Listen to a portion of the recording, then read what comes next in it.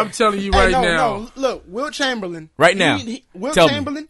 He did some things on the basketball court. Your top 3 big men in NBA. All right, right now. That's what I was going to say. Wilt Right Chamberlain, now. Yeah, right now. Top 3. Kareem, Shaquille.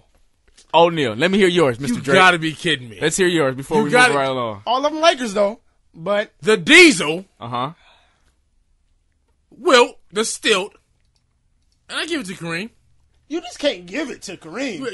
Why not? Because you just can't give it. You argue. You can say. Can I give mine? You want to leave the little man out? Come on. What about Hakeem? Well, look. Hakeem, he would not have been Hakeem if Jordan didn't How about this? The 2 years off. What about this? If? Yeah. You know what if is? If it could have been a fifth, and we all had that right now, we might all be drunk. Yeah, I mean, all right, hey, look. Give us about an hour. My personal take: Shaq, Wilt, and my man, Mr. Russell. You got to put Russell into the equation also. Well, he won rings. You do, and he really put Boston on his shoulder and really did the dang thing. You know what I mean? And, the only problem I have with saying Russell is the fact that when you're talking about greatest of all time, you're talking about guys who can play in any era. And I don't believe Russell could have played in Shaq's era. I don't believe Russell, as a power forward, he probably could have played. As a power, and he will be severely undersized as a power forward. He's 6'10". No, he was 16. He ain't 16. He's 6'9". Well, 16. He was 16. I mean, Russell's 16. No, he was 16, but he played against 6'5" centers. You know what I'm saying? As a power forward, he would have been nice. As a winner, I feel what you're saying, but just cross. Genres of basketball. Mm-hmm. I don't think he better do. I believe Wilt better did. I believe Kareem would have better played with anybody. Hakeem, anybody. But I don't think he did it. I also think that if you'd have put Shaq in any of those eras, that it'd have just been ridiculously mismatched. I'm seriously. True. But Kareem, he did it with Magic and Worthy and Byron all sprint down the court, and he still dominated basketball games.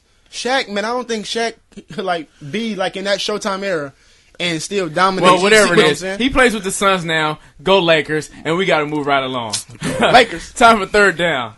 All right. Last Thursday marked the 7th-year anniversary of the very tragic incident 9/11.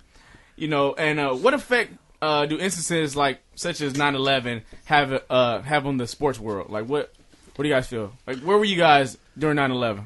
That's actually crazy. I remember 9/11 very vividly. I was at Long Beach City College at the time. I was getting up in the morning, about to go to school. My dad was in the living room, and I just remember him calling me from my room to the living room, and he's watching TV. And I remember as I walked into the living room. Right. I seen the second plane hit the tower, and it was really like a movie. It was really like watching Die Hard. It was just unbelievable.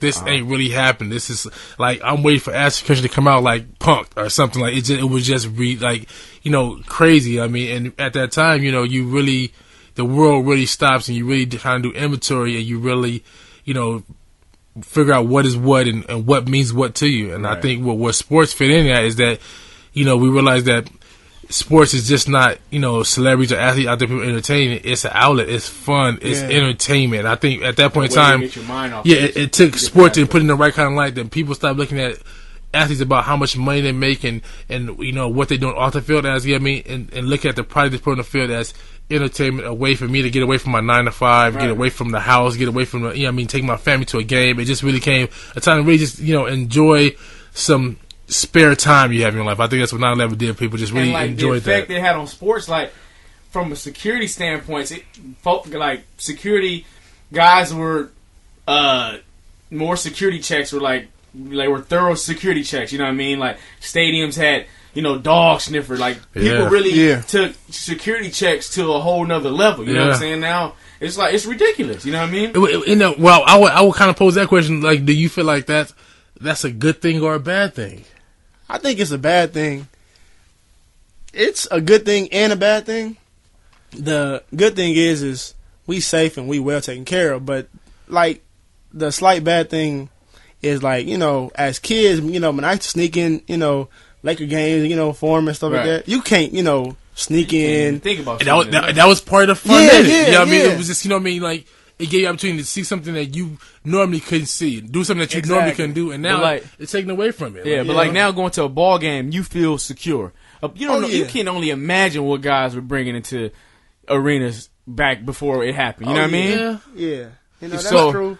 So now, as you know, sports arenas is a family. It's supposed to be a family atmosphere. Now, if I take my family, you know, I can feel way more secure and enjoy a night of fun. You know what I mean? And celebrities and Yeah, but I also think that, you know what I mean, you know, it's kind of security going mad. Like, you know what I mean? Like, oh yeah, you're right. You can't, like, I mean, like, I'm going to a sporting event and I can't have a camera. Yeah.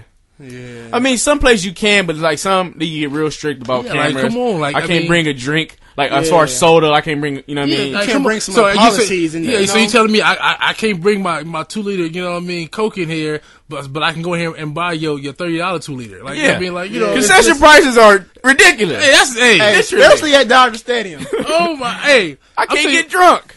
Yeah. Two beers gonna cost me $50. Hey, I want to know who the hell set the price on these Dodger dogs? Ned Coletti. Holla at Frank McCourt. Send him an email. Are they imported? Is that calamari taste? Man, Is that seasoned salt? yeah, if you got a family of 4, good luck because you're not going to a ball game at all. We going broke that night. Man, sidebar. This off a little off though. I'm gonna need a trip to the concession stand not to be a life or death moment for me. You know what I mean? I'm gonna need not to be having to decide on whether I should put gas in my car or get something to drink. You know, I'm gonna need not to have critical decisions at the concession stand. Like, you know what I mean? Like, I do really I pay want the this light dog. bill or do I get something to eat? Like, you know what I mean? This is ridiculous. I really want this dog, but my car note is 2 days away. Do I get full or do I dodge the repo man? I'm telling you, like, I'm telling you, I'm. But y'all know, y'all know I like the dogs. So I'm just, you know. Well, shout out to Shout out to all the concession stands out there. shout out to the concession stands and shout out to all the lost souls in 9/11. You know what I'm saying? Our condolences go out to you and your family. And with that said, there's no going for it on 4th down, so we must punt this topic away. And we will be back with more of nonsense and more sports variety and entertainment on the all-new Weekend League. What's up? What's up? What's up?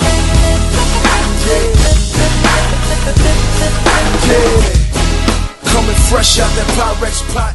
Black Air Force 2s and the white.